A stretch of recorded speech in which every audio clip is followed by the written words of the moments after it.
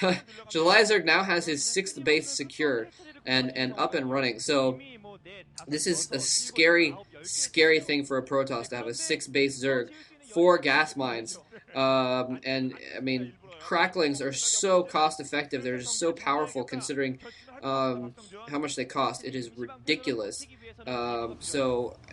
This is I really am gonna have to give the game to Julyzerg at this point. He's just got so much going for him, and now nice little brute squad of zealots coming in here. Gonna try and take out some drones and maybe go after the hatchery once the drone's thrown away. And I think they might be able to take out that hatchery before those sunken colonies morph. I don't know if he has any forces in the area. He does have some Zerglings in the area, so this might be a close battle. This might be a close race here. The Zerglings are coming in. The hatchery's almost dead.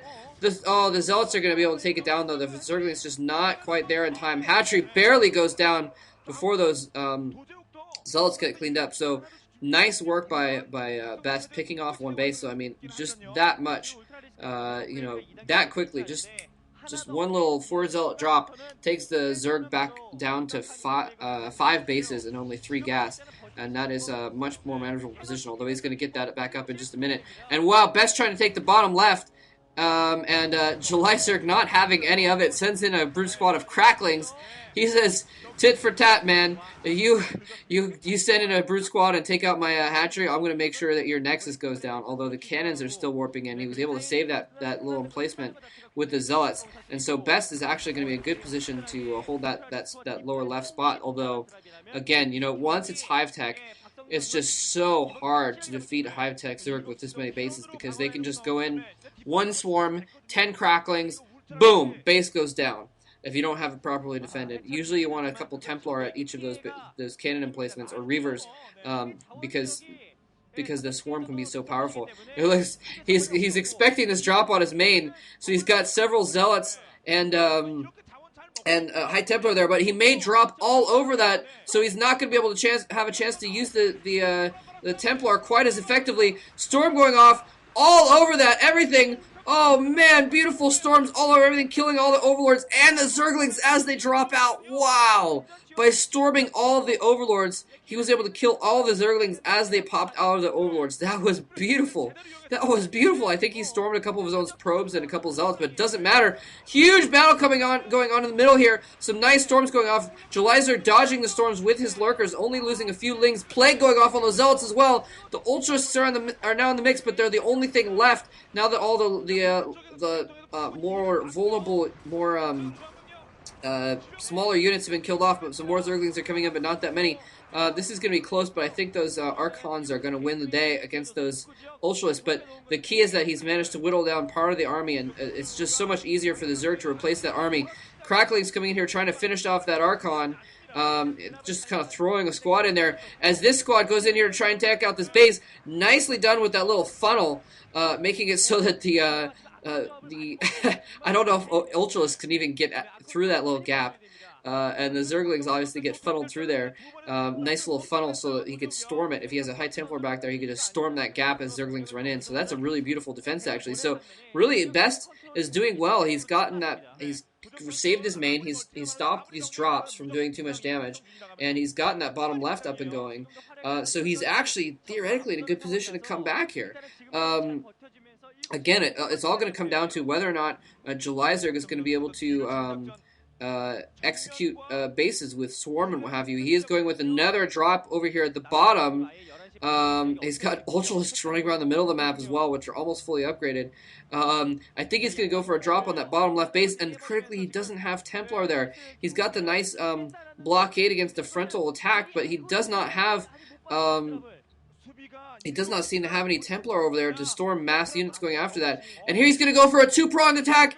He's attacking with a ton of units at the 9 o'clock position. He's attacking with the drop at the bottom left as well. There is a Templar there now. He's able to storm and do a lot of damage, but it's not quite enough. He needed a couple Templar there, but he's sending his main army down to try and dispatch this. He's going to lose the Nexus, however, that's going to slow him down. But critically, he's also going to lose the Nexus at the 9 o'clock position.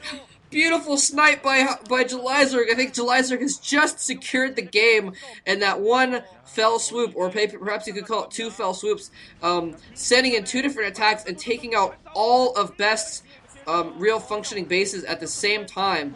both of them, taking out the bottom left and that 9 o'clock expansion in the middle at the same time. And now he's just putting the icing on the cake of death. The Ultralisk and Zergling icing on the cake of death.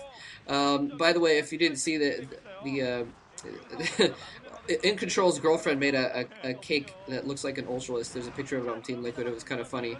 Apparently, he said that it wasn't possible to make a cake shaped like an Ultralisk, and so she did. Anyway, but yes, cake of death now being served on a rusty platter to BeSt. It looked like he was going to be able to come back in this game and perhaps build up an army and deal some damage there, but right now he's sending in these Dark Templars. He's going to be able to take out the Ultralisk Cavern, but they're not going to be able to do any real permanent damage. Julyzerg already has a ton of Ultralisks on the map, and he can rebuild these buildings before too long. But in the meantime, BeSt's entire main has been ravaged. And both of his expansions that were functioning have now been ravaged as well. I don't think he's mining at all, except like he's got a few minerals left at his main and his gas natural. But his gas natural is being taken down now as well. Look at this. Just a bunch of random units just chilling over here, getting killed, waiting for the Overlord. The Overlord pops. Maybe too late, though. Plague going off on those Dark Templar to make them visible. But just look at the minimap. Just look at the minimap. Orange all over the right side of the map, and just a few splotches of purple over on the left. Wow, BeSt has managed to take down most of Julyzerg's main base, but again, I don't think it matters. He's not able to make any decent units right now. He's got a Spire and a Den. I don't know if he can have his Den. So he's now only able to make air units at the moment. Julyzerg.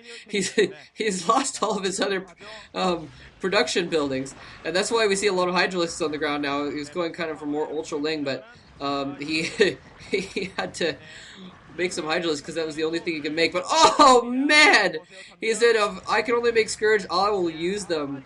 And so, taking out all those Corsairs, which were killing the Overlords, allowing those Dark Templar to function. But it's only a matter of time here. It'll only be a few more seconds before Julyzerg gets his buildings back up. He's probably got another spawning pool already. And perhaps an Ultralisk Cavern. But I don't know. Oh, see, there you go. You know he's got it now. All of those eggs morphing at once. He must have gotten, yeah, he got his spawning pool in, so all those eggs became Zerglings at once. Those Dark Templar are about to have to face off against about probably, 24 Zerglings in a moment. There they go. Where's the Overlord, though? No Overlord's in sight, but it doesn't really matter. He just needs to make Zerglings. And okay, he apparently does have, I don't know what he's doing. He's just throwing away the Zerglings right now. Just feeding them just to keep them in that location so they can kill them off. There's GG from BeSt. So nicely played. That was a great game. Nicely played by BeSt, but in the end, Julyzerg just really hit him where it counted. Every single place it counted at once. And just slit his throat, took him right out of the game all at once. So that was beautifully done by Julyzerg. So Julyzerg is going to go up against another Protoss player here in a minute. I'm predicting he's going to pick Stork, since Stork is probably the next, probably has the lesser Protoss Reserve out of the rest of them. So anyways, GG, take care.